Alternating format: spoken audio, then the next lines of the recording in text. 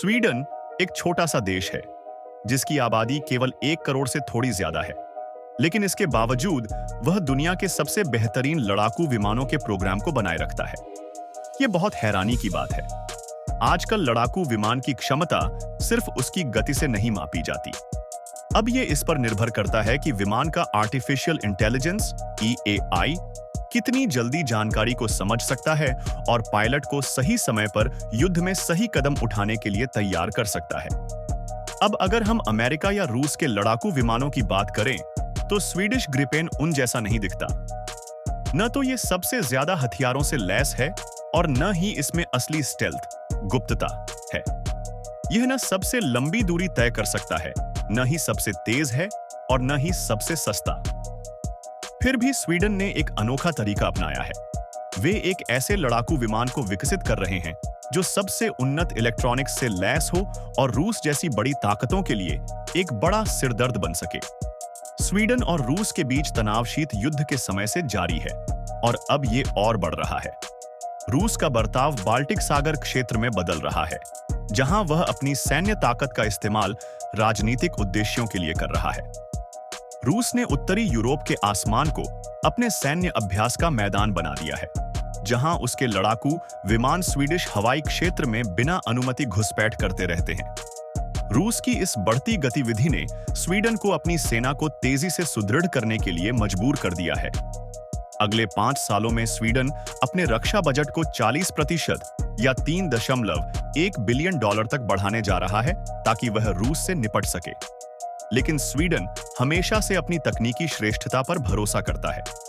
चाहे वह पायलट की रणनीति हो या लड़ाकू विमान की क्षमता, स्वीडन की प्राथमिकता हमेशा से बेहतर टेक्नोलॉजी रही है। इसका उदाहरण है उनके पुराने साब 35 ड्रेकन और 37 विगन जैसे लड़ाकू विमान, जो शुरुआती डेटा लिंक और इलेक्ट्रॉनिक युद्ध प्रणालियों से लैस थे। अब बात करते हैं साब ग्रिपेन ई की, जो स्वीडिश एयरफोर्स का सबसे नया और आधुनिक लड़ाकू विमान है। इसका डिजाइन काफी हल्का और छोटा है, लेकिन इसमें तकनीकी रूप से इतने इनोवेशंस हैं कि यह बड़े-बड़े लड़ाकू विमानों को भी टक्कर दे सकता है। ग्राइपेन ई की लंबाई 15.2 मीटर और विंग स्पैन 8.6 मीटर है। इसका अधिकतम टेक ऑफ वजन 16.5 हजार किलोग्राम है और ये 2 माच की गति तक पहुंच सकता है। ग्रिपेन ई को केवल 10 मिनट में एयर टू एयर कॉन्फ़िगरेशन में तैयार किया जा सकता है, जो इसे और भी प्रभावी बनाता है। ग्रिपेन ई की एक और खासियत यह है कि यह मीटियर मिसाइल जैसी लंबी दूरी की एयर टू एयर मिसाइलों को ले जा सकता है।